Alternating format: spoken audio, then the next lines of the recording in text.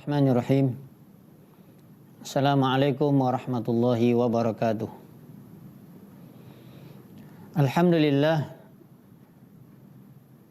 Alhamdulillahilladzi bi ni'matihi tatimmus shalihat.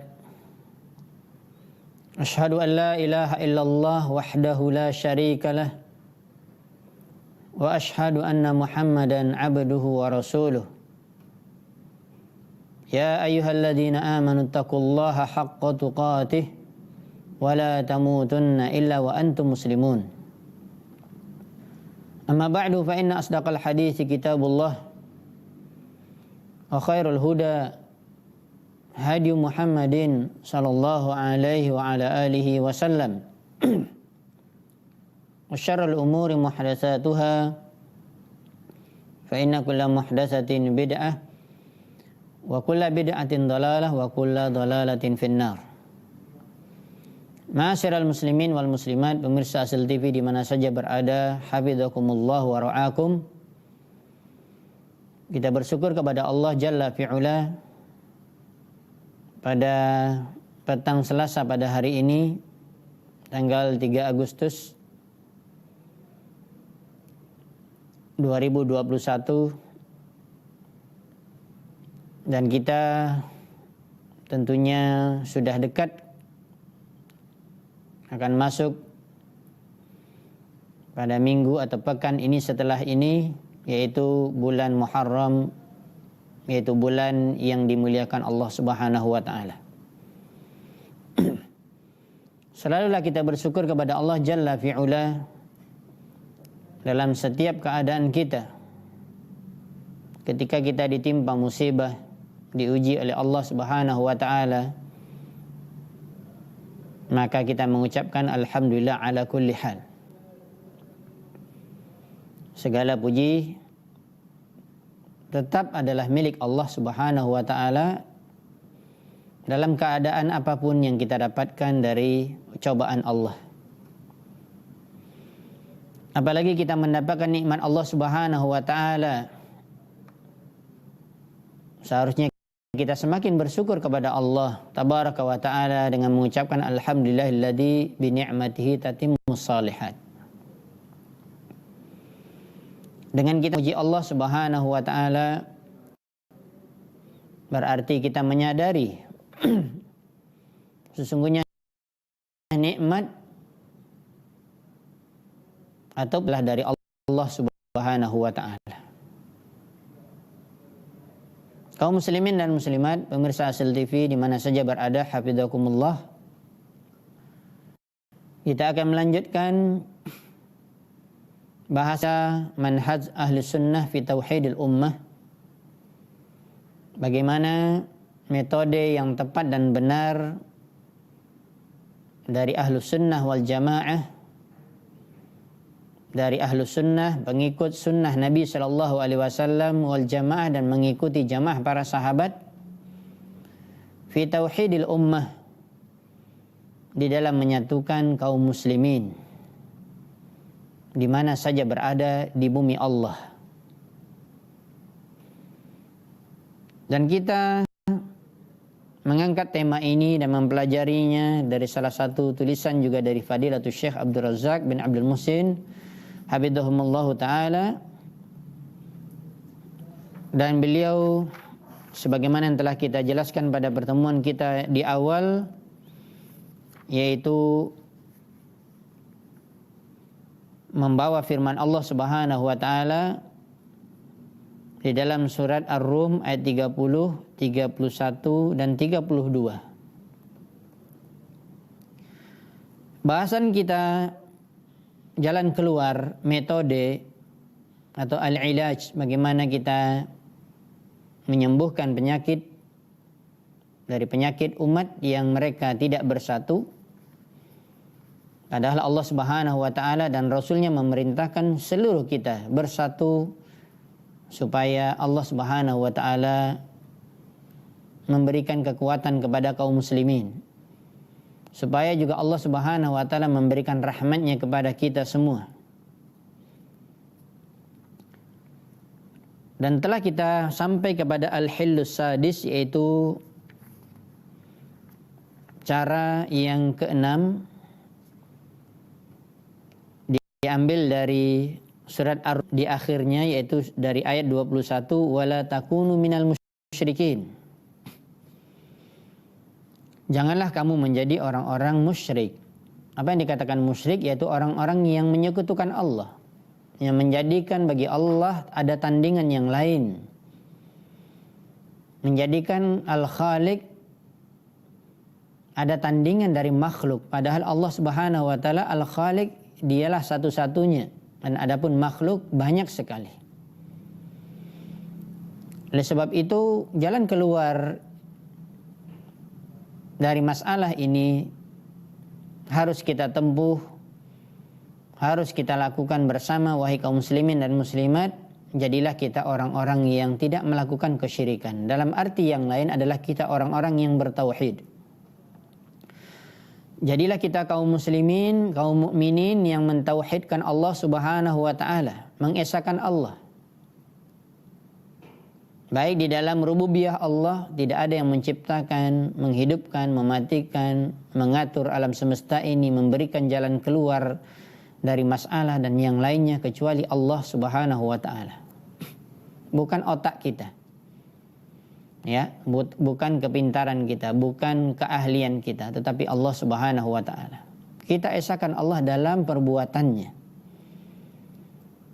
Begitu juga kita mengesahkan Allah dalam peribadatan kepada Allah.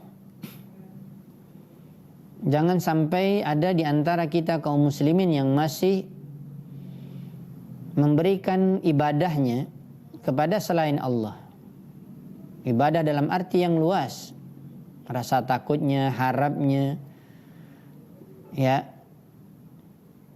inabahnya, ya, taubatnya dan yang lainnya. Banyak sekali perkara-perkara ibadah.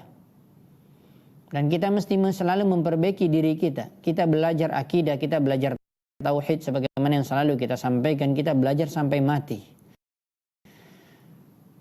Kita bertemu Allah Subhanahu wa taala. Bukan kita belajar hanya duduk di bangku sekolah atau kita mengambil strata pendidikan sarjana, taruhlah misalnya mengambil jurusan akidah atau tauhid, tidak cukup. Apalagi kita mungkin orang awam yang kita belajar. Kita tidak bisa baca kitab, kita juga tidak berguru kepada para ulama. Kita hanya mungkin mengandalkan kita duduk di majelis-majelis ilmu, apalagi di zaman sekarang yang terbatas.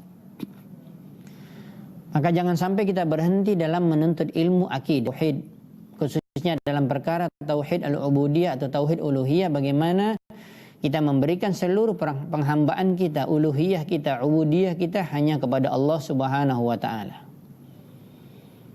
Dan kita diminta melalui ayat ini, wala takunu minal musyrikin.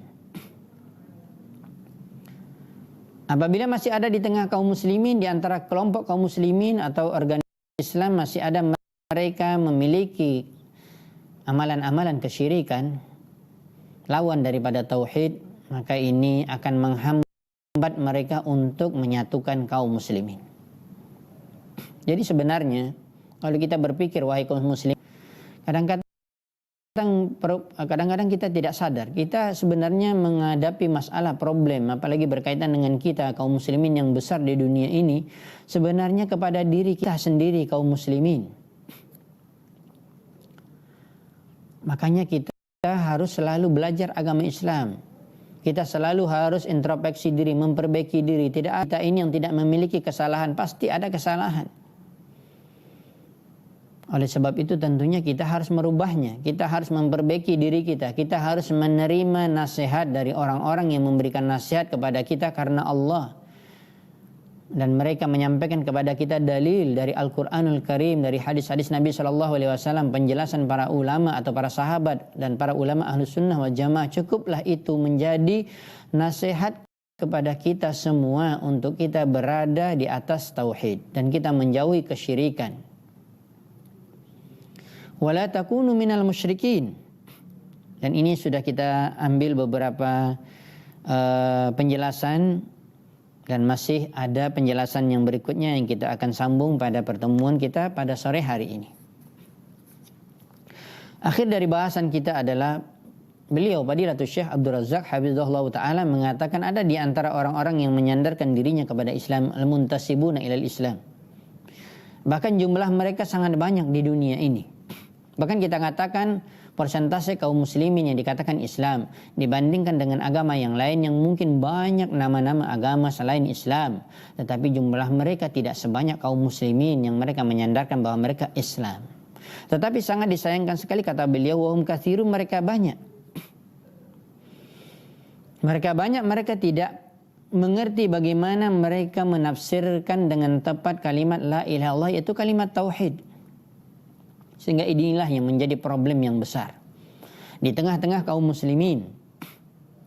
Makanya kita selalu mengatakan tidak ada dikatakan kita itu berhenti di dalam mendakwahkan tauhid, dalam mengajak manusia atau bahkan kaum muslimin secara khusus kepada akidah yang benar, kepada tauhid, bagaimana mengesahkan Allah dan menjauhi mereka daripada kesyirikan. Jangan sampai ada orang yang mengatakan, orang Islam mengatakan enggak ada syirik, kaum muslimin tidak ada melakukan kesyirikan lagi.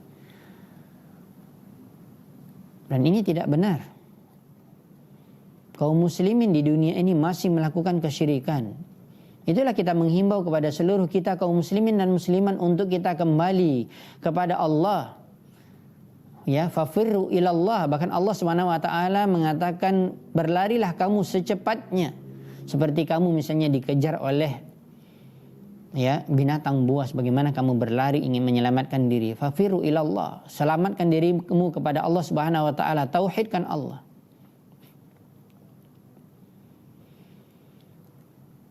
Dan banyak orang yang menafsirkan kalimat la ilaha illallah bi ghairi tafsiriha, di luar tafsir yang benar. Sebagaimana penjelasan dari hadis Nabi SAW yang kita bahas pada pertemuan akhir sebelumnya, man mata wa ya'lamu annahu la ilaha illallah dakhalal jannah. Dan ini hadis Nabi SAW dikeluarkan oleh Imam Muslim dalam Sahih Muslim nomor hadis 26. Barang siapa yang meninggal, perhatikan, meninggal dunia, meninggalkan dunia ini, wafat, wa huwa ya'lam, dan dia mengetahui, berarti di sini adalah ilmu kata para ulama. Dan itu masuk salah satu syarat yang pernah kita bahas dari 7 syarat dari kalimat la ilaha illallah, baru benar kalimat la ilaha illallah yang ada dalam diri kita. Di antaranya adalah al-ilmu wa huwa ya'lamu, dan dia mengetahui annahu la ilaha illallah. Dia, yaitu Allah, sesungguhnya tidak ada yang berhak diibadati dengan benar. Peribadatan tidak ada diberikan kepada selain Allah, kecuali hanya kepada Allah, illallah. Baru di situ ada jaminan dakhalal jannah. Seorang akan dijamin insyaallah taala. Ini dari lisan Nabi kita yang mulia sallallahu alaihi wasallam, dan apa yang dikatakan oleh Nabi pasti benar. Apa yang dikatakan oleh Allah dan Rasulnya adalah pasti benar. Maka Rasulullah SAW mengatakan dalam hadis ini, dakhalal jannah, masuk ke dalam surga. Oleh sebab itu, fala budda minal ilmi bima'naha. Oleh sebab itu, mestilah kita, setiap kita kaum muslimin dan muslimat, dimanapun kita berada di dunia ini, mesti kita berilmu dengan makna yang terkandung di dalam la ilaha illallah wa la yakfi ayyuqala. Dan tidak cukup, kata beliau hafizahullah ta'ala, seorang hanya mengucapkan di lisannya la ilaha illallah. Inilah yang juga dijelaskan oleh para ulama. Ada apa perbedaan antara orang munafikin dengan orang-orang yang insya Allah mukmin, kaum muslimin? Ya, khususnya munafik yang besar. Ya, seperti ada di zaman Nabi SAW, Abdullah bin Ubay bin Salul dan yang lainnya. Dan juga banyak, setiap zaman pasti ada kaum munafikin yang mengaku Islam. Apa bedanya kita dengan mereka? Bedanya adalah kita mengucapkan la ilaha illallah dan kita mengetahui makna yang benar. Makna yang terkandung di dalam la ilaha illallah tersebut adalah makna tauhid, tidak ada yang berhak diibadati kecuali dengan benar kecuali Allah. Dan kita mempraktekkannya, berbeda dengan mereka. Mereka hanya mengucapkan la ilaha illallah. Tetapi kadang-kadang kita mendapatkan kenyataannya mereka adalah musuh-musuh Allah Subhanahu wa taala. Mereka orang-orang yang melakukan kesyirikan. Inilah yang kita akan jelaskan. Fala budda minal qiyami bila ilaha illallah, mestilah kita betul-betul mengamalkan kalimat tauhid la ilaha illallah ilman wa amalan, secara ilmu benar, wa amalan juga secara amal kita melakukannya, bagaimana praktik la ilaha illallah, kemudian wa fahman wa tatbiqan, faham dengan benar juga, ya. Bukan hanya sekedar mengatakan la ilaha illallah itu artinya ini, maksudnya begini, tapi nggak paham. Begitu juga praktiknya, tatbiq. Wa adaan laha ala ma ja'a fi kitabillah wa sunnati Rasulullah SAW, dan mempraktikkannya sesuai dengan apa yang dijelaskan oleh Allah dalam kitabullah, dalam Al-Quran, dan apa yang telah dijelaskan oleh Nabi SAW di dalam hadis-hadisnya. Wa sarhu hadhil kalimati wa bayanuha ja'a fil kitabi wa fis sunnah. Kalau setiap orang mengatakan dia paham, dia mengerti artinya, mari kita belajar bersama pada sore hari ini. Sarah dari kalimat yang mulia ini, penjelasannya sudah ada dijelaskan oleh Allah di dalam Al-Quran, sudah dijelaskan oleh Nabi SAW di dalam hadisnya. Para ulama ahlu sunnah jamaah itu menukilkan saja, mereka tidak buat pemahaman sendiri. Ya, berbeda dengan orang di zaman sekarang yang mereka memahami agama itu dengan pemahamannya sendiri. Dalilnya tidak ada. Atau dalil ada tapi tidak tepat pemahamannya. Fala hajata bina ba'da bayanillah wa bayani Rasulillah sallallahu alaihi wasallam ila bayani mubayyinin kainan man kan. Syekh Abdul Razak hafizahullah taala mengatakan kita tidak membutuhkan. Kita tidak membutuhkan siapapun di dunia ini dalam menjelaskan, setelah penjelasan Allah dan Rasulnya dalam menjelaskan, ya, kalimat la ilaha illallah, siapapun mereka, walaupun guru kita, walaupun, ya, tuan guru kita, walaupun kita katakan mereka itu ulama, tapi tidak mengambil penjelasan daripada Allah dan Rasulnya, maka penjelasannya tidak diterima, tidak diambil. Tidak perlu kita mengambil penjelasan-penjelasan yang lain. Kita baca buku bagaimana pemahaman tentang la ilaha illallah, atau kita berguru ke sana kemari, sementara tidak ada penjelasan dari Allah dan Rasulnya atau bertentangan, maka ini tidak boleh kita ambil dalam memahami kalimat la ilaha illallah. Yaqulullahu tabaraka wa ta'ala, di antaranya Allah berfirman di dalam surah An-Nisa ayat 36, wa'budullah wa la tusyriku bihi syai'a. Ini tauhid. Kita diperintahkan untuk bertauhid dan kita dilarang untuk melakukan kesyirikan, yaitu lawan daripada tauhid, mengesahkan Allah. Ibadatilah oleh kalian semuanya Allah, semua, seluruh kita. Ibadatilah Allah dan janganlah sekutukan Allah dengan sesuatu apapun selain Allah Subhanahu wa taala. Wa yaqulu ta'ala, dalil yang lain surah Al-Isra ayat 23, wa qada rabbuka alla ta'budu illa iyyah. Wa qada rabbuka, yaitu Allah telah mewajibkan, wa farada, wa kataba, Tuhanmu, Rabbmu, wahai Muhammad, telah mewajibkan kepada kalian semua kaum muslimin, alla ta'budu illa iyyah, janganlah kalian mengibadati satu pun, ya, di alam semesta ini kecuali hanya Allah Subhanahu wa taala. Wala ta'budu illa iyyah, tidaklah boleh kalian mengibadati, jangan kalian mengibadati, alla ta'budu, ini adalah larangan, lam ya, la nahiyah. Janganlah kalian mengibadati illa iyyah, kecuali Allah, kecuali Dia. Ini maknanya sama dengan la ilaha illallah. Dalil yang lain, wa yaqulu tabaraka wa ta'ala hikayatan 'an Ibrahim, Allah menghikayatkan tentang perkataan Nabi Ibrahim. Nabi Ibrahim adalah abul anbiya, bahkan dikatakan merupakan, ya, juga adalah walam yakum minal musyrikin, dan dia tidaklah orang yang melakukan kesyirikan. Bapaknya dari seluruh para nabi dan rasul yang setelah Nabi Ibrahim itu, ya, keturunan-keturunannya banyak para nabi dan rasul, termasuk nabi kita yang mulia Muhammad SAW dari keturunan anaknya Nabi Ismail alaihi salam. Dan Allah menyebutkan tentang Nabi Ibrahim alaihi salam, wa idh qala Ibrahimu li abi, ketika Nabi Ibrahim alaihi salam berkata kepada ayahnya. Di dalam surah Al-An'am dikatakan, sebagian ulama tafsir mengatakan namanya Azar. Ya, ketika Nabi Ibrahim berkata kepada ayahnya, juga kepada kaumnya, inilah dakwah kepada keluarga yang terdekat dan juga dakwah kepada kaum. Apa yang didakwahi oleh Nabi Ibrahim alaihissalam, dan dia berkata kepada ayahnya dan kepada kaumnya, innani bara'um mimma ta'budun, sesungguhnya aku yaitu seorang yang berlepas diri dari apa yang kalian ibadati. Yaitu apa? Mereka mengibadati patung. Mereka menyekutukan Allah. Ayat 26. Kemudian disambung ayat setelahnya 27. Ini surat Az-Zukhruf ayat 26 dan 27. Illalladzi fatarani. Kecuali aku menggantungkan diriku dan aku mengesahkan satu, yaitu kecuali Allah yang telah memberikan fitrah kepadaku. Adapun yang kalian ibadati, wahai ayahku, kata Nabi Ibrahim, dan kaumku, wahai kaumku, ya, saya berlepas diri dari semua yang kalian ibadati selain Allah, kecuali hanya satu, yaitu illalladzi fatarani, kecuali hanya Allah yang telah memberikan fitrah tauhid ke dalam hatiku, ke dalam jiwaku. Ini perkataan Nabi Ibrahim alaihissalam, mengandung tauhid, ya, bagaimana mengesahkan Allah dan menjauhi diri daripada kesyirikan. Wa yaqulu ta'ala, begitu juga Allah telah berfirman dalam surah Al-Bayyinah di juz 30 juz amma. Surah Al-Bayyinah, ya. Awal ayat lam yakunil ladzina kafaru min ahlil kitab. Di ayat yang kelima Allah berfirman wa ma umiru illa liya'budullaha mukhlishina lahuddin. Tidaklah mereka diperintahkan, siapa mereka itu? Seluruh manusia.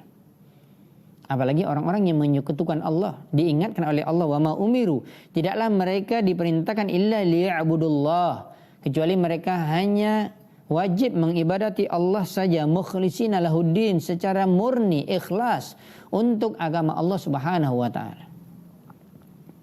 Hada huwa makna la ilaha illallah. Inilah makna daripada la ilaha illallah. Wa yaqulu ta'ala, sebagaimana juga Allah menguatkan penjelasannya di dalam ayat yang lain, surah Al-Baqarah ayat 265 setelah ayat kursi ini, ayat kursi 264.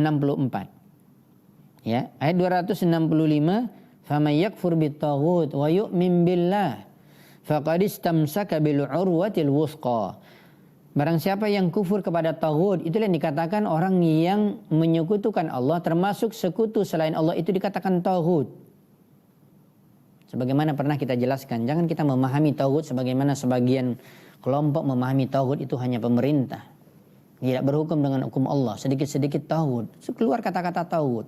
Tapi mereka lupa ada perkara yang lebih besar, yang berbahaya, yaitu perkara dosa yang paling besar, yaitu syirik, menyekutukan Allah, dan ini taghut yang paling besar.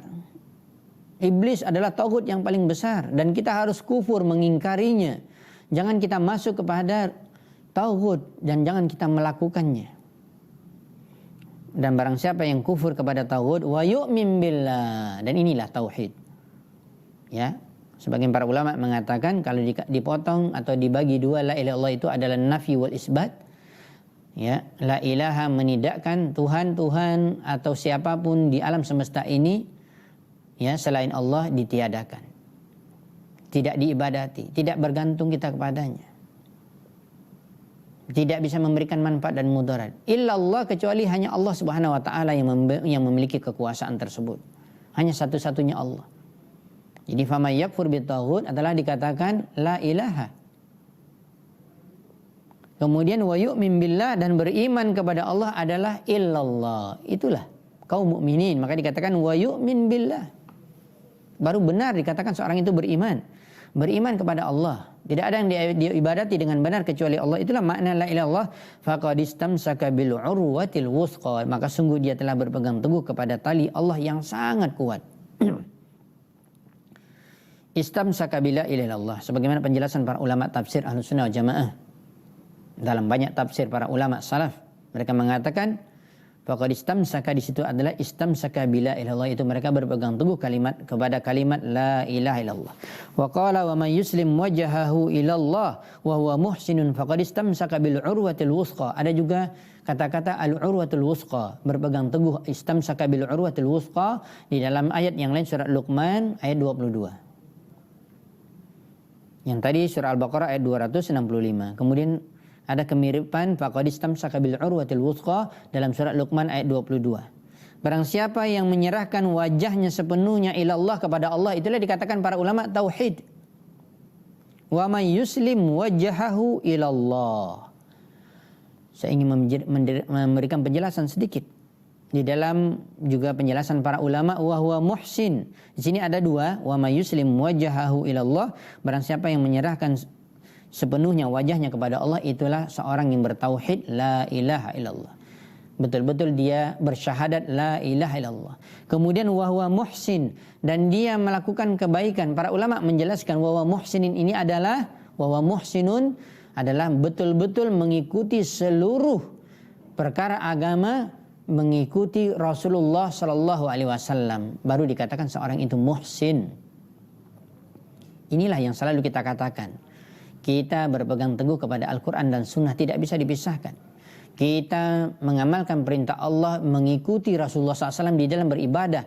Jangan membuat perkara ibadah sesuai dengan keinginan kita.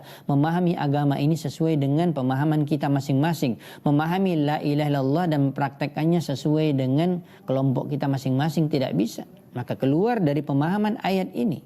Sementara Allah mengatakan wa may yuslim wajhahu ilallah wa huwa muhsin. Syahadat la ilaha illallah dan syahadat Muhammad Rasulullah tidak bisa dipisahkan. Ya, maka marilah kita selalu beramal sesuai dengan sunnah, contoh dari Nabi kita yang mulia sallallahu alaihi wasallam. Apalagi perkara yang paling besar adalah perkara tauhid, mengenal Allah. Bagaimana memahami la ilaha illallah sementara kita memahaminya tidak melalui pemahaman Rasulullah, maka kita salah. Dan sebagaimana surah Al-Baqarah ayat 265, begitu juga surah Luqman ayat 22 ini dikatakan oleh Allah faqadistamsaka bil urwatil wuthqa. Maka baru mendapatkan jaminan dari Allah, sungguh dia telah berpegang teguh kepada tali Allah, tali agama Allah yang sangat kuat. Dan inilah kalau kita bahas pembahasan kita manhaj Ahlussunnah fi tauhidul ummah, bagaimana kita menyatukan umat ini supaya umat Islam ini kuat. Faqadistamsaka bil urwatil wuthqa, dengan syarat mengamalkan ayat ini, wa may yuslim wajhahu ilallah wa huwa muhsin. Ayat yang sebelumnya fama yakfur bitaghut wa yu'min billah, baru kita akan mendapatkan kekuatan. Faqadistamsaka bil urwatil wuthqa. Kalau tidak, kita terus akan berpecah belah. Kita akan diadu domba oleh musuh-musuh kita. Kita akan injak oleh musuh-musuh kita. Karena perkara yang paling kuat untuk menyatukan dan memberi kekuatan kaum muslimin adalah tauhid, kita tidak lakukan. Kita tidak mempraktikkan dengan benar, memahami dan mempraktikkan dengan benar sebagaimana pemahaman Rasulullah dan para sahabatnya. Istamsaka billahi ilaha illallah, sebagaimana juga penjelasan para ulama tafsir sama. Istamsaka bil urwatil wuthqa, urwatil wuthqa adalah la ilaha illallah. Al-imanu billah wal kufru bit taghut, beriman kepada Allah, kufur kepada taghut, ibadatullah, mengibadati Allah, wa adamul isyraku bih, wa adamul isyraki bihi, dan tidak menyekutukan Allah dengan sesuatu apapun. Hadza huwa makna la ilaha illallah. Inilah makna yang sebenarnya dari makna la ilaha illallah. Fa idza wujida fil muslimin aw fil muntasibina ila al-Islam. Kemudian beliau mengingatkan kita kembali sebagaimana penjelasan sebelumnya. Maka apabila masih ada di tengah-tengah kaum muslimin atau di diri kaum muslimin atau orang-orang yang mengatakan mereka Islam, man yaqulu, orang lalu mereka berkata inna ibadatul kubur au du'ail kubur mas'alatu dzauqin, sesungguhnya mengibadati kubur atau berdoa kepada orang yang berada di dalam kubur ini masalah perasaan. Yang penting kan kita tidak menyekutukan Allah. Ya. Makanya para ulama mengatakan zauq, agama itu bukan perasaan. Agama itu kita pahami bukan menurut perasaan kita masing-masing, bukan menurut akal kita masing-masing. Kalau kita berpendapat dan memiliki perasaan masing-masing dalam memahami Islam, ya, maka tentunya kita terus akan berpecah. Kenapa? Karena pemahaman kita dan prakteknya berbeda-beda. Hitung jumlah kaum muslimin di negeri kita atau di dunia ini, masing-masing mengatakan yang penting kan masalahnya dzauq, perasaan kita. Ya. Sebagaimana ada seorang kaum muslimin menasihati kaum muslimin yang lain ketika dia pergi ke dukun, tukang sihir dan yang lainnya, meminta ini dan itu, kemudian dinasihati ini syirik. Apa jawaban orang ini? Orang yang dinasihati ini, dia katakan, yang penting kan dalam hati saya tidak menyekutukan Allah. Ya, yang penting bagaimana? Yang penting kita, perasaan kita harus mengikuti Allah dan Rasulnya, bukan mengikuti perasaan kita. Dan tidak sedikit seperti yang beliau jelaskan tadi, orang-orang yang mengibadati kubur atau berdoa kepada kubur, wali dan yang lainnya, dikatakan orang soleh ketika dinasihati, mereka mengatakan ini masalah dzauq, rasa. Ya, sesuai dengan tazawwukul insan. Yakni idza kana yatadzawwaqu hadzal amra, yaitu maksudnya apabila seorang manusia itu merasakan perkara ini, wa yastatibuhu la ba'sa bi, dan dia merasa tidak ada masalah, baik-baik saja rasanya, perbuatannya baik, yang penting kan rasanya, perasaan kita yang penting kita ikuti. Maka mereka mengatakan la ba'sa bi, tidak ada masalah. Tidak ada masalah mengibadati kubur, tidak ada masalah mendatangi tukang sihir, dukun, peramal dan yang lainnya, tidak ada masalah menggantungkan jimat di badan, ya, tidak ada masalah kita meyakini adanya benda keramat, ya, cincin keramat, keris keramat dan yang lainnya. Ini semuanya adalah bentuk kesyirikan. Kalau seperti ini keadaan kaum muslimin masih banyak di dunia ini, kata beliau, fa kaifa yakunul istima' ala la ilaha illallah, bagaimana kita bisa berkumpul di atas satu kata atau satu kalimat yang mulia, yaitu la ilaha illallah. Fala budda min fahmi hadil kalimatil azimah. Oleh sebab itu kata beliau, mestilah kita, wajib bagi kita, setiap kita memahami kalimat yang sangat agung ini. Lau qara'ta kutub al-aqaid allati yansibuha ba'du ashabi ila sunnah, kalau kita membaca, kalau seandainya kamu membaca kitab-kitab akidah, ya, yang disandarkan oleh orang yang mengarang kitab tersebut ila sunnah, kepada sunnah Nabi SAW, tajidu fiha tafsirat. Ya, banyak orang yang menyandarkan mereka itu mengamalkan sunnah, mereka itu memahami agama ini dengan sunnah, mereka ini memahami akidah sesuai dengan sunnah. Kata beliau, tajidu fiha tafsiratin ajibah, tapi ternyata pasti kamu dapatkan penjelasan mereka sangat heran, sangat mengherankan sekali. Tafsir mereka dalam menjelaskan kalimat tauhid atau akidah, ya, tafsir yang sangat aneh sekali, gharibah, ajibah wa gharibah. Fi bayani makna hadil kalimah, dalam menjelaskan la ilaha illallah. Bermacam-macam setiap kelompok yang menyimpang dari memahami kalimat la ilallah, ya, dengan benar sesuai dengan pemahaman Rasulullah dan para sahabat, mereka memiliki pemahaman masing-masing. Dan kita baca kitab-kitab ini, aneh kita, merasa aneh, merasa, ya, bagaimana bisa kaum muslimin menafsirkan la ilallah seperti ini? Bagaimana kitab-kitab atau pengarang-pengarang buku itu bahkan menyandarkan diri mereka kepada sunnah. Mereka mengatakan mereka juga memahami la ilaha illallah sesuai dengan hadis Nabi atau sunnah. Ternyata tidak sesuai dengan sunnah Nabi SAW. Mithli qawlihim fi ma'na la ilaha illallah. Di antaranya beliau mengatakan, contohnya, di antaranya ada sebagian mereka yang mengatakan makna dari la ilaha illallah adalah la qadira 'alal ikhtira'i illallah. Tidak ada yang sanggup membuat sesuatu perkara yang baru kecuali Allah.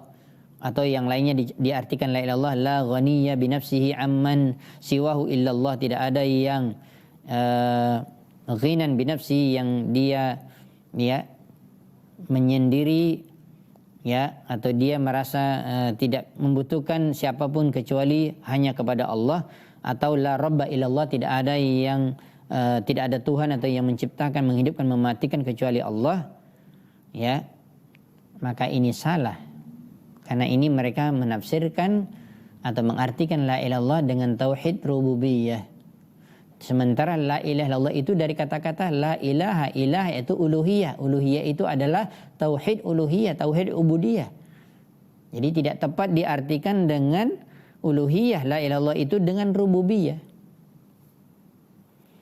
Ini salah satu contoh, ya. Kita tidak sedikit mendengarkan ada orang yang memberikan ceramah atau kajian atau mengajak orang kepada Islam, mengajak mereka, orang bahkan kepada kelompoknya sebenarnya, dia mengucapkan la ilaha illallah, dia jelaskan, dia berceramah di depan kaum muslimin, dia mengatakan la ilaha illallah, tidak ada yang menciptakan, tidak ada yang memberikan rezeki, tidak ada yang membuat suatu perkara baru kecuali Allah, tidak ada yang menyehatkan, menyembuhkan. Ini tauhid rububiyah, bukan tauhid uluhiyah. Yang diminta dari la ilaha illallah adalah tauhid uluhiyah atau ubudiyah. Dan sebagian lagi mengatakan au qaulu ta'ifatin minas sufiyah atau sebagian kelompok daripada orang-orang tasawuf atau sufi ya'isuna fi hadzal asr, khusus yang hidup pada zaman kita sekarang, kata beliau, yaquluna, mereka berkata makna la ilaha illallah adalah, arti dari la ilaha illallah adalah ikhrajul yakin al-fasid min dzatil insan wa idkhalil yakin as-sahih fi dzatillah, yaitu mengeluarkan keyakinan yang rusak dari diri manusia dan memasukkan keyakinan yang benar kepada pada zat Allah, li'annahu al-khaliq ar-razzaq, karena dia adalah Allah yang menciptakan, ar-razik yang memberikan rezeki, al-mun'im yang memberikan nikmat, al-mudabbir yang memberikan, yang mengatur alam semesta. Maka ini sama seperti yang pertama, mereka menafsirkan la ilaha illallah dengan tauhid rububiyah, bukan tauhid uluhiyah. Ya. Wa bihadza yufassiru hadhil kalimah. Dengan inilah mereka menafsirkan kalimat la ilaha illallah ini. Masih banyak kaum muslimin yang memahami la ilaha illallah seperti itu. Maka kata beliau dari awal, beliau mengatakan, pakai fayakunul istima' ala la ilaha illallah. Bagaimana kita bisa berkumpul di atas kalimat yang mulia ini, yaitu la ilaha illallah, sementara kita memahaminya, artinya saja sudah salah. Belum lagi memberikan penjelasan kepada orang. Fakaifa tajtami'ul kalimah wa tatawahhadul ummah. Kalau seperti ini kaum muslimin masih banyak di dunia ini yang memahami la ilaha illallah tadi seperti tadi, yang penjelasan di atas, bagaimana bisa berkumpul dan bisa bersatu umat Islam. La budda min fahmi hadhil kalimatil azimah. Oleh sebab itu kata beliau, mestilah setiap kita memahami kalimat yang agung ini. La budda min ikhlasid dini lillahi tabaraka wa ta'ala bil itiyani bihadhil kalimah ala tamami wal kamal. Dan mestilah kita mengikhlaskan hanya untuk agama Allah, untuk Allah Subhanahu wa taala semata, dengan memahami, mendatangkan pemahaman yang benar secara sempurna, wal ityan bi syurutiha, dan juga mendatangkan, memahami dan mengamalkan syarat-syarat dari la ilaha illallah seperti penjelasan kita dalam pembahasan sebelumnya yang sudah lama kita bahas. Dari 7 syarat dari la ilaha illallah ini perlu kita pahami.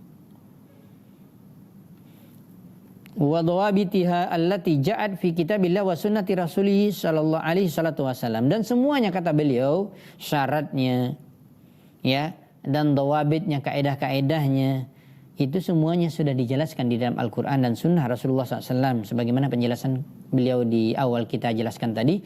Maka tidak perlu kita tidak membutuhkan penjelasan siapapun di dunia ini, walaupun guru kita sendiri ya, walaupun tuan guru kita, kiai kita, ustadz kita, tapi tidak menjelaskan tentang la ilaha illallah ini dan kaedah-kaedahnya sesuai dengan apa yang dijelaskan oleh Allah dan Rasulnya, maka tidak bisa dipahami dengan benar.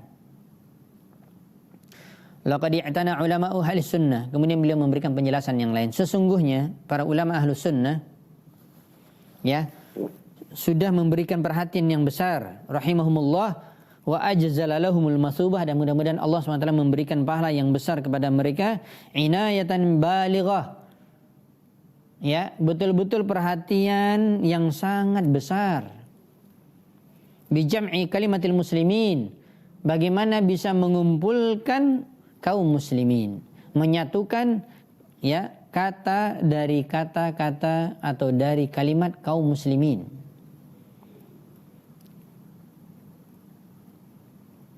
Ya, kemudian juga dikatakan di sini walam min saffihim, begitu juga bagaimana menyatukan saf mereka, wa jama'a sya'thihim bida'watihim, dan bagaimana mengumpulkan kaum muslimin yang berpecah belah,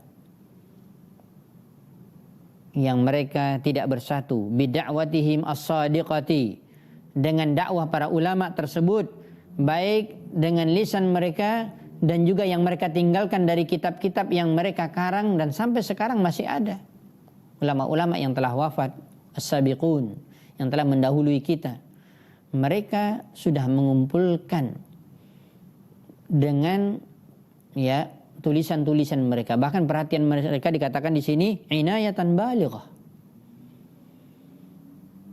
Bukan hanya sekedar menjelaskan perkara ini, perkara tauhid ya, kemudian menjelaskan sekedarnya, tidak. Bahkan mereka memiliki perhatian yang sangat besar dalam urusan tauhid ini, dalam urusan bagaimana menyatukan kaum muslimin ya, dan mengumpulkan perpecahan mereka tersebut dengan dakwah yang mereka betul jujur ila dinillahi tabaraka ta'ala supaya manusia ini kembali kepada agama Allah Subhanahu wa taala.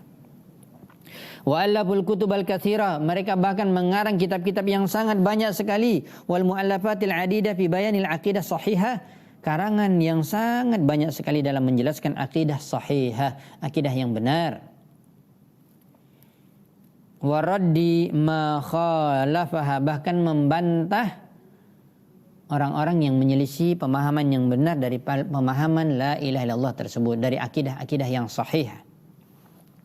Tajidu minha mu'allafatin katsira, pasti kamu mendapatkan karangan itu sangat banyak sekali. Ja'at fi bastil aqidah wa sarhiha, mereka menjelaskan akidah ini, mensarahnya, wa bayaniha wa ta'siliha, menjelaskannya, bahkan memberikan ta'sil, yaitu bagaimana pemahaman dari dasar tentang tauhid, tentang akidah yang sahihah, tentang la ilaha illallah.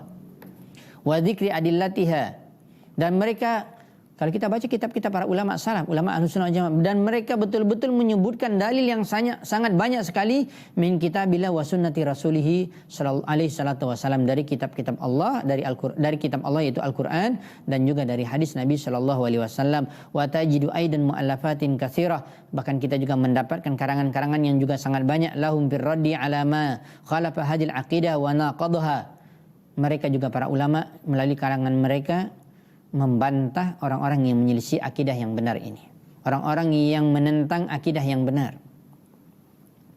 Ya, makanya selalu kita katakan, kalau kita berbicara jujur wahai kaum muslimin dan muslimat, jangan kita mudah terprovokasi dengan kata-kata orang yang tidak mengerti, yang tidak membaca sejarah para ulama. Sehingga ulama-ulama besar yang memperjuangkan tauhid, yang membantah kesyirikan, ya, membantah atau menjelaskan tentang kebatilan, seperti Syekhul Islam Ibnu Taimiyah, mereka dicela, ulama besar. Bahkan ulama-ulama sebelumnya, di antaranya Syekh Muhammad bin Abdul Wahhab. Ya, kalau kita berbicara jujur dan kita ingin mencari kebenaran, coba antum baca. Di antaranya Kitab Tauhid, Ushulus Salasah, Kasyfus Syubhat, dan yang lain banyak sekali. Dan juga ulama-ulama sebelum beliau. Penuh kitab beliau itu dengan dalil Al-Quran dan Sunnah.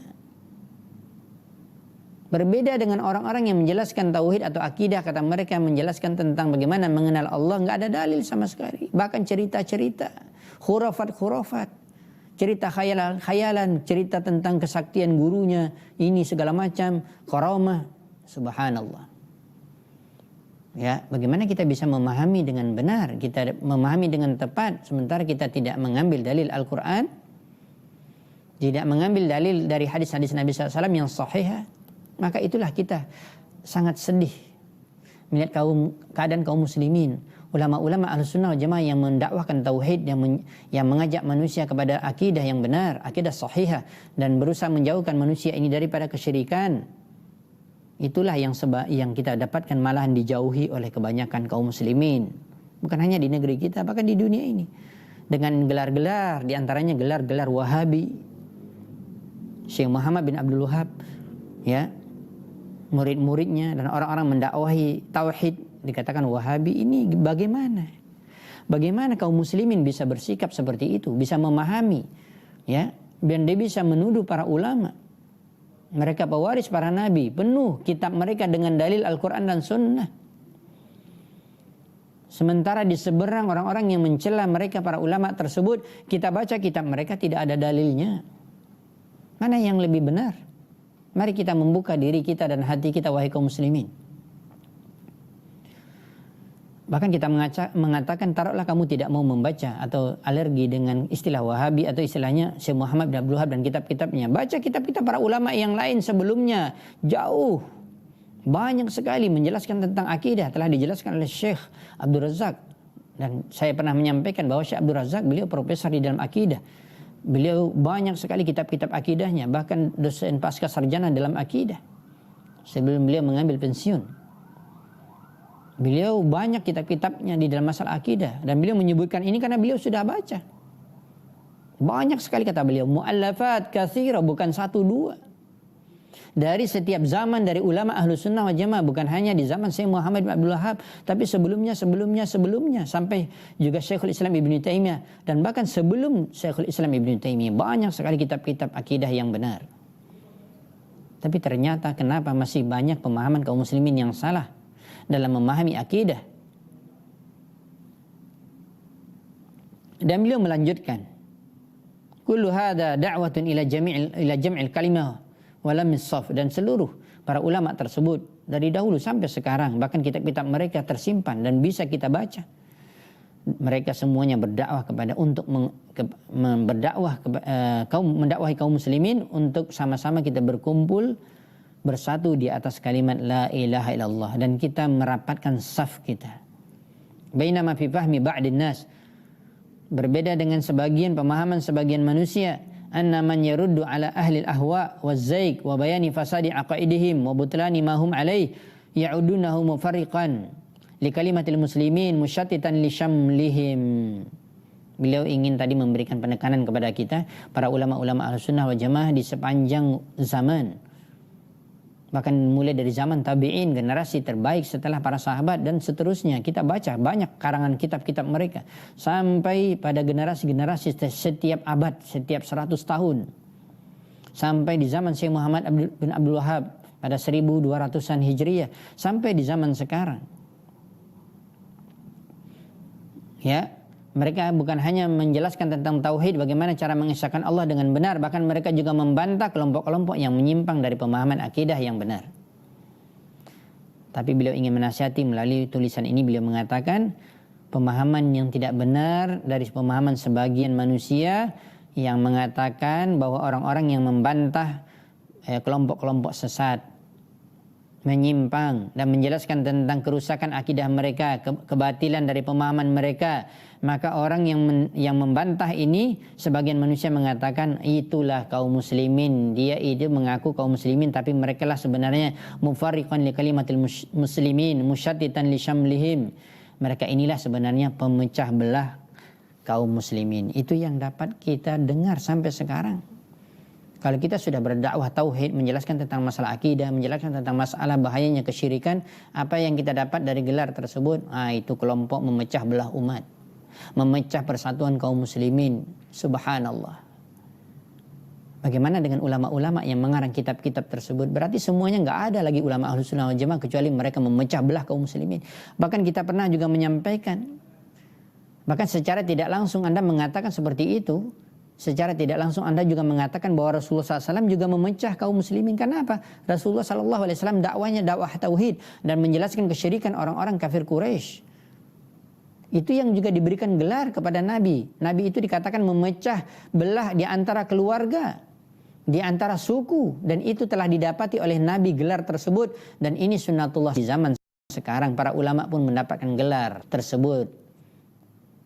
Ya. Kalau sudah membantah kelompok-kelompok menyimpang, kelompok-kelompok syirik, kelompok-kelompok yang tidak berada di jalan yang benar, tidak berada di atas jalan Shiratal Mustaqim, maka yang membantahnya dituduh dengan tuduhan itulah kelompok tersebut, itulah kajian tersebut, itu kelompok tersebut, itu kajian tersebut itu memecah kaum muslimin. Jadi dituduh, terbalik. Bahkan keinginan para ulama tersebut, orang-orang yang mendakwahi tauhid, bukankah keinginan mereka menyatukan umat? Iya. Tetapi sebaliknya didapati. Inilah kita melalui kajian kita ini, kita ingin membuka hati, wawasan kaum muslimin supaya lebih teliti di dalam ini. Introspeksi, cross check setiap berita yang datang dari luar tentang seseorang, tentang orang-orang yang dituduh. Apalagi para ulama yang sangat kita sayangkan, yang menuduhnya orang awam tidak bisa baca kitab, nggak bisa baca Quran juga dengan lurus, ya, ditelan begitu juga pemahaman. Bahkan mereka juga mengatakan ini kelompok-kelompok yang tidak benar, memecah belah kaum muslimin, ya. Sedangkan para ulama saja dikatakan, kalaupun kaliber para ulama, mereka juga harus sadar, harus membaca kitab-kitab para ulama Ahlus Sunnah wal Jamaah dalam memahami tauhid ini. Bagaimana dengan orang awam yang juga terpengaruh? Mereka semakin jauh tidak benar. ya, dalam menuduh dengan tuduhan yang tidak benar orang yang mengajak kepada tauhid, menjauhi daripada syirik, bahkan membantah kelompok-kelompok yang menyimpang tersebut. Bahkan ini yang tertuduh memecah belah kaum muslimin. Dan kita selalu mengatakan bahkan orang yang selalu berada di dalam kesyirikan, mereka hakikatnya telah memecah belah kaum muslimin secara tidak langsung. Itulah yang dikatakan oleh Syekhul Islam Ibnu Taimiyah, ya, as-sunnatu tajma', sunnah itu mengumpulkan, termasuk sunnah yang besar adalah tauhid. Wal bid'atu tufarriq, dan bid'ah itulah termasuk kesyirikan yang besar, atau kesyirikan secara umum itulah yang memecah belah. Bukan dibalikkan pemahamannya, orang yang mengajak kepada tauhid, menjelaskan tentang masalah penyimpangan kesyirikan atau kelompok-kelompok tertentu lalu dituduh memecah belah umat. Ya. Inilah yang sangat disayangkan di dunia kaum muslimin. Kita masih mendapatkan pemahaman ini. Walihada yu'aqiduna qawa'ida wa yu'assiluna usulan min khilaliha wa yuriduna jam'al muslimin kaifama ittafaq. Oleh sebab itu kita mendapatkan kelompok-kelompok atau orang-orang yang menuduh, orang yang mengajak kepada tauhid dan menjauhi kepada kesyirikan tersebut. Bahkan mereka mencari bagaimana untuk mengumpulkan kaum muslimin dengan membuat kaedah-kaedah mereka sendiri, dengan membuat cara-cara mereka sendiri untuk mengumpulkan kaum muslimin supaya bersatu. Bersatu dengan apa? Bi'aqaidah mukhtalifatin, dengan akidah yang berbeda. Enggak akan mungkin wahai kaum muslimin, akidah kita berbeda, pemahaman kita berbeda. Apakah mungkin kita berkumpul dan bersatu dan terkumpul kekuatan kita menjadi kuat, sementara di dalam tubuh kita sendiri masih banyak penyakit. Penyakit yang paling berbahaya itu, kalau dikatakan jasmani itu kronis, penyakit yang berbahaya sudah memakan tubuh. Dan penyakit yang berbahaya di tengah kaum muslimin, di tubuh kaum muslimin adalah yang paling besar syirik. Dan itu sudah merembet kemana-mana. Bagaimana kita bisa menyembuhkannya? Hancur tubuh kita, mati kita. Ya, dengan kita berkumpul dengan alasan tadi, yang penting kan kita sepakat, kita berkumpul walaupun akidah kita berbeda. Ini pemahaman yang menyimpang. Ya, yang penting kita berkumpul. Kata-kata ini salah, dan ini salah satu juga dibawa oleh ada salah seorang, ya, juga dikatakan pemersatu kaum muslimin di dunia ini, tapi ini salah. Yang penting kata mereka kita berkumpul walaupun kita memiliki pemahaman yang berbeda-beda. Inilah yang dijelaskan oleh beliau, bi'aqaid, apalagi akidah yang berbeda-beda, wa ara'i mutabayyinah wa madahib muta'addidah, ya, bahkan pemikiran yang saling berbeda, bertolak belakang, madhab ya juga dalam pemahaman berbeda-beda, wa hayhat alla ayyakunal istima', dan kata beliau sangat jauh sekali ini tidak akan bisa menyatukan kaum muslimin. Ya, maka oleh sebab itu wahai kaum muslimin, melalui kajian ini kita mengajak kepada kita semua untuk kita memahami bagaimana kita memahami dengan benar, ya, metode yang tepat manhaj Ahlus Sunnah di dalam menyatukan umat. Sebenarnya penjelasan masih dalam poin 6 ini masih ada, ya, dari Fadilatul Syekh Abdul Razak hafizahullah taala, dan insyaallah kita akan teruskan penjelasan beliau pada pertemuan yang lalu. Karena keterbatasan waktu kita cukupkan bahasannya untuk pertemuan hari ini, dan sebagaimana biasa kita akan lanjutkan pada tanya jawab. Kita bacakan pesan singkat melalui pesan WhatsApp yang masuk pada hari ini.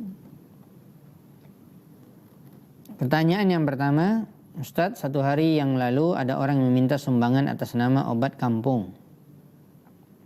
Yang saya tahu tradisi ini syirik, meminta dan mengobati kepada selain Allah. Bila tidak saya berikan sumbangan, dibilang tidak bermasyarakat. Ya, disumbang yang disumbang itu kesyirikan. Sarankan yang terbaik sikap saya Ustadz. Saya punya niat pindah dari tempat saya saat ini. Tidak tenang hati saya Ustadz. Mudah-mudahan bagi yang bertanya dan seluruh kaum muslimin di mana saja berada, di Indonesia atau di bumi Allah, yang Allah Subhanahu wa taala telah berikan nikmat yang besar kepada mereka. Tidak ada nikmat yang besar kepada mereka kecuali pertama nikmat Islam.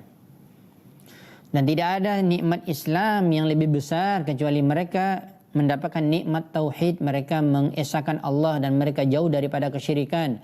nikmat mengikuti sunnah Nabi SAW, perjalanan hidup beliau di dalam ibadah. Ini nikmat yang paling besar. Bukan nikmat dunia, bukan nikmat harta, bukan nikmat sehat. Ya, bukan nikmat kesenangan dari dunia ini, tapi kita harus sadari nikmat yang paling besar. Nikmat kita berada di dalam agama Allah, kita berada di atas tauhid. Dan ini yang dirasakan oleh para sahabat, padahal mereka dahulu sebelum masuk ke dalam agama Islam, sebelum mengikuti ajaran Nabi SAW, dan sebelum mereka bertauhid, mereka banyak melakukan kesyirikan, perbuatan-perbuatan jahiliyah, khurafat, dan yang lainnya. Ketika mereka masuk Islam, mereka betul-betul merasakan bagaimana nikmat Allah yang sangat besar di dalam Islam, di dalam tauhid, di dalam sunnah. Oleh sebab itu, pertahankan nikmat ini wahai kaum muslimin. Kalau kita sudah diberikan hidayah oleh Allah di dalam tauhid dan mengikuti sunnah Nabi SAW dalam seluruh ibadah kita, ini nikmat yang besar. Jangan lepaskan. Bagaimanapun keadaannya, walaupun nyawa kita mesti berpisah dari badan. Ya, dan saya nasihati kepada saudara kita, jangan Anda masuk ke dalam dunia kesyirikan. Jangan bergabung dengan orang-orang yang melakukan kesyirikan. Dan kita katakan nasihat yang lain mungkin kalau seandainya kita sanggup berdakwah, maka itu adalah lebih baik. Tentunya dengan ilmu. Maka yang bertanya dan seluruh kaum muslimin berilmu, pelajari tauhid. Ya, jauhi kesyirikan juga dengan ilmu. Sedikit demi sedikit sebagaimana Nabi SAW berdakwah, kita ikuti cara dakwah Nabi SAW, mulai dari keluarganya. Kita tidak bisa kepada orang banyak, masyarakat sekampung, tapi mulai dari keluarga kita, anak, istri kita, ayah, ibu kita, saudara-saudara dekat kita. Jelaskan masalah tauhid. Dan insya Allah lambat laun akan ada perubahan. Setelah itu yang namanya dakwah pasti banyak kendala, pasti banyak ujian dan cobaan. Coba kita baca biografi kehidupan para sahabat yang mengikuti dakwah Nabi SAW di awal-awal dakwah. Bagaimana mereka mendapatkan hal-hal yang menyakitkan, bahkan mereka ada yang dibunuh, disiksa, dipukul, diusir dari negeri mereka, tempat tinggal mereka sendiri. Padahal mereka adalah penduduk Mekah, mereka lahir di sana, tetapi mesti mereka akan meninggalkan negeri mereka yang masih ada dalam kesyirikan, atau dipaksa untuk meninggalkannya. Begitulah kita dalam beragama, kita memang diuji oleh Allah. Oleh sebab itu, wahai saudaraku, sabar. Bahkan semakin berat ujian kita dalam beragama ini, semakin besar pahala kita. Sebagaimana Nabi SAW bersabda, al-ajru ala qadril masyaqqah. Ya, idhamul jaza ma'idhamil bala. Sesungguhnya besar pahala itu sesuai dengan tingkat kesulitan. Semakin besar kesulitan, semakin besar pahala. Maka kita mesti istiqamah. Minta pertolongan kepada Allah. Kita sudah berada di jalan yang lurus. Kita sudah berada di atas tauhid dan menjauhi kesyirikan. Yang telah kita sampaikan tadi, kalau kita bisa minta pertolongan kepada Allah dengan berilmu. Kalau kita bisa mendakwahi sedikit demi sedikit mulai dari keluarga kita, insya Allah pasti ada pengaruhnya, pasti ada perubahan. Ya, orang-orang yang sudah bertauhid juga akan mendakwahi tetangganya, teman kerjanya. Ya, lihat bagaimana dakwah Nabi SAW. Walaupun ya mendapatkan berbagai macam ujian. Kalau rasanya tidak bisa, maka itulah dikatakan kita diperintahkan untuk hijrah. Sebagaimana kata para ulama, salah satu hikmah Allah SWT memerintahkan Rasulullah SAW dan para sahabat ya untuk hijrah dari Mekah ke Madinah, apa tujuannya atau hikmah yang besar? Untuk menyelamatkan agama mereka, untuk menyelamatkan tauhid mereka, karena mereka di Mekah tidak bisa buat apa-apa, mereka bahkan diazab. Mereka diperintahkan untuk kembali kepada agama nenek moyang mereka. Tapi ketika mereka pindah ke Madinah, mereka mendapatkan pertolongan dari kaum Ansar, bahkan bisa membangun kekuatan kaum muslimin dan kembali pada saatnya merebut kota Mekah. Kalau seandainya Anda yang bertanya memang tidak bisa untuk mempertahankan diri dalam mempertahankan akidah, menjauhi kesyirikan, maka memang jalan keluarnya adalah hijrah. Hijrah ke tempat yang baik, ke tempat orang-orang yang di sana bertauhid dan mengamalkan sunnah. Jadi nasihat saya untuk saya sendiri dan untuk Anda, ambil dua kemungkinan. Kalau kemungkinan pertama ini adalah yang terbaik, kalau bisa berdakwah, menjelaskan dengan cara hikmah, dengan ilmu, ya, dan insya Allah ada perubahan dan itu adalah lebih baik. Kalau seandainya rasanya kita tidak kuat, tidak bisa dengan tepat menyampaikan, ya, bahkan diteror ataupun diusir ataupun di boikot oleh orang-orang kampung, maka tidak ada jalan yang lain kecuali kita akan menyelamatkan agama kita dengan hijrah ke tempat yang baik. Wallahu a'lam bishawab. Pertanyaan yang berikutnya. Assalamualaikum Ustaz. Waalaikumsalam warahmatullahi wabarakatuh. Apakah sahih hadis yang menjelaskan bahwa kita disuruh oleh Rasulullah SAW untuk salat di kandang kambing? Jazakallahu khairan. Ini berkaitan dengan masalah pembahasan fikih para ulama tentang kitabus shalah, bagaimana kitab pembahasan dalam Sahih Bukhari, ada Sahih Muslim, dan kitab-kitab fikih khusus penjelasan masalah fikih. Kalau tadi kan kitab-kitab hadis yang dalamnya ada pemahaman fikihnya. Ini kenal dengan kitab-kitab fikih hadis. Di antaranya kitab dikatakan fikih hadis, kitab Nailul Autar yang dikarang oleh Imam Syaukani, dan banyak kitab-kitab hadis. Ya, ada juga secara khusus kitab fikih, pembahasan tentang masalah fikih, dan di dalamnya ada dalil dari hadis-hadis Nabi SAW. Berkaitan dengan masalah ini dikatakan tidak ada anjuran, maksudnya tidak ada dikatakan mestilah kalian sholat di kandang kambing, bukan itu maksudnya. Ya, Nabi SAW menjelaskan dalam riwayat hadis tersebut, ada di beberapa atau di kandang hewan yang halal dimakan, itu kita dilarang untuk sholat di sana, dan ada di kandang hewan yang halal dimakan, kita dibolehkan untuk sholat di sana. Jadi dikatakan boleh dengan dilarang, bukan disuruh. Berbeda, kita harus memahami dalam pemahamannya. Kalau disuruh berarti kita harus sholat dong di kandang kambing, tidak. Nabi SAW mengatakan, ya, di dalam hadis riwayat yang dijelaskan oleh para sahabat, bahwa Nabi SAW melarang seorang itu sholat di kandang onta, ya, dan disuruh, ya, untuk atau dibolehkan untuk sholat di kandang kambing. Jadi ini kan ada dua penjelasan dalam satu hadis, satu yang dilarang, satu yang dibolehkan. Menunjukkan kalau kita misalnya mau sholat atau dalam keadaan terdesak, atau misalnya dalam keadaan satu kondisi dan yang lainnya kita mesti sholat di kandang kambing, dibolehkan. Tapi di kandang onta tidak dibolehkan. Ini pembahasan fikih. Ini yang dikatakan kita juga perlu mengetahui dari hadis-hadis Nabi SAW di mana kita bisa sholat supaya sah sholat kita. Ya, jadi kalau dikatakan disuruh dalam arti diperintahkan, apalagi memahaminya wajib, ini tidak salah dalam memahaminya hadis tersebut. Ya, penjelasan ini menjelaskan tentang tempat-tempat yang kalau kita tidak mengetahuinya bisa jadi kita akan sholat di kandang onta yang dilarang oleh Nabi SAW. Ya, apalagi kita misalnya peternak.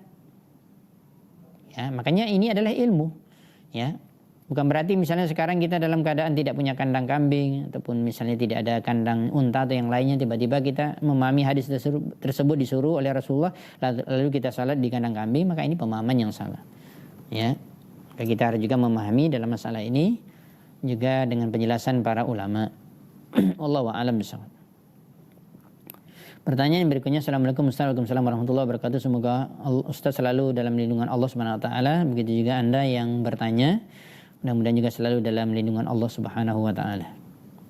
Mau bertanya Ustaz, saudara saya wanita mau nikah siri, bapak dan kakak laki-lakinya sudah meninggal, terus adalah adik laki-lakinya tidak mau jadi wali karena sesuatu hal. Solusinya wali bisa siapa ya Ustaz? Nikah siri ada dua pemahaman. Nikah siri dalam arti siri itu adalah sembunyi, ya, dalam arti ya mungkin sebagian orang mengartikan mungkin nikah secara syarat sudah terpenuhi, adanya calon mempelai laki-laki dan perempuan, adanya saksi, ya, dan adanya mahar, adanya menikahkan. Walaupun dikatakan belum mengambil cara resmi melalui kuah surat menyuratnya, belum dapat surat nikah, apakah nikahnya sah? Sah. Orang mengatakan juga nikah siri. Jadi nikah siri seperti ini sah. Tapi kalau di dalam memahami nikah siri adalah perempuan nikah, ya, tapi tanpa ada wali, maka ini haram hukumnya, tidak sah, batal. Ya, kalau bapak saudara laki-laki kandung sudah meninggal, maka ada adik laki-laki tapi tidak mau menjadi wali, ya dibicarakan dengan pemerintah, yaitu orang yang diberikan wewenang di dalam masalah ini, berbicarakan dengan kuah. Bagaimana menurut hukum Islam dan peraturan di negeri kita. ya, dan ikuti arahan mereka. Dan kita perlu tanya juga seperti adik laki-laki tadi, kenapa tidak mau menjadi wali? Ya kan kita perlu tahu sebabnya. Kalau sebabnya tidak syar'i, maka tidak boleh adiknya bersikap seperti itu. Ya. Kalau alasannya saya tidak suka dengan laki-laki itu, ya, kenapa dia miskin? Ya. Dia orangnya hanya taat beragama, ya. Ya ini salah. Maka perlu dipelajari atau perlu diketahui dulu kenapa sebabnya, ya. Ya, kita berusaha bagaimana semaksimal mungkin, ya, ada di antara wali dari perempuan tersebut memang harus dari nasabnya, ya. Kecuali tidak ada jalan keluar yang mesti juga menikah, dan insyaallah, ya, kita sampaikan solusi ini kepada wali nikah yang ada di negeri kita. Insyaallah mereka memiliki jalan keluar. Wallahu a'lam bishawab.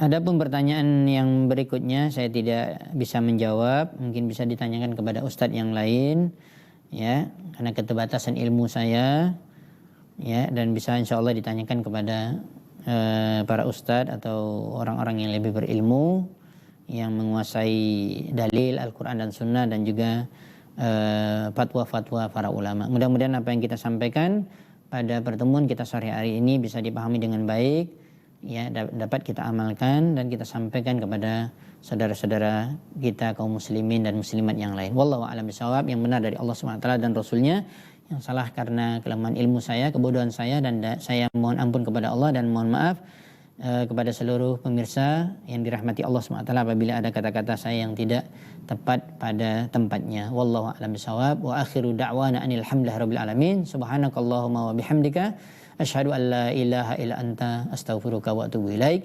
Assalamualaikum warahmatullahi wabarakatuh.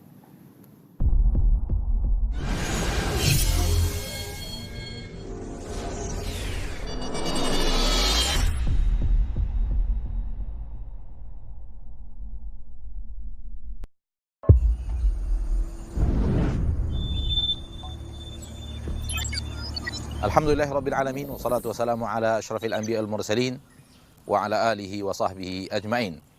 Ma'asyiral muslimin, ma'asyiral muslimat, saudara-saudariku rahimani wa rahimakumullah. Alhamdulillah, puji syukur atas rahmat dan nikmat Allah tabaraka wa taala, Rabbul Izzati wal Jalalah. Kaum muslimin dan muslimat, inilah dia lahan untuk Markas Sunnah Nusantara Al-Hijrah, milik kita bersama.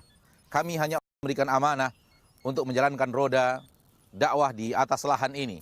Pada dasarnya ini adalah dari kaum muslimin dan milik kaum muslimin dan untuk kaum muslimin. Dan walillahil hamd, pagar beton pun sudah kita pasang di lahan ini, dan mudah-mudahan ke depannya kita semakin dimudahkan oleh Allah tabaraka wa taala untuk menjalankan roda dakwah di lahan yang telah Allah mudahkan untuk kita miliki bersama. Walillahil hamd. Saudara-saudariku kaum muslimin dan muslimat rahimani wa rahimakumullah. Setelah pembebasan selesai, maka langkah berikutnya insyaallah taala kita akan membangun masjid sekaligus asrama untuk tempat kaum muslimin dan muslimat menuntut ilmu biidznillah azza wajal, di mana kita akan membentuk pusat halaqah ilmiah insyaallah terbesar di Indonesia biidznillah azza wajal. Dan mari bersama-sama kita bahu-membahu untuk pembangunan masjid dan asrama di Markas Sunnah Nusantara Al-Hijrah ini. Kami menghimbau saudaraku-saudariku kaum muslimin wal muslimat rahimani wa rahimakumullah untuk kemudian bersama-sama kita bahu-membahu membangun di lahan ini sebuah masjid dan asrama yang mampu untuk menampung saudara-saudari kita yang akan menimba ilmu agama di Markas Sunnah. Mari donasikan sebagian daripada harta yang Allah berikan kepada kita untuk kelangsungan dakwah sunnah di bumi Nusantara yang kita cintai ini. Inilah lahan di mana tempat kita akan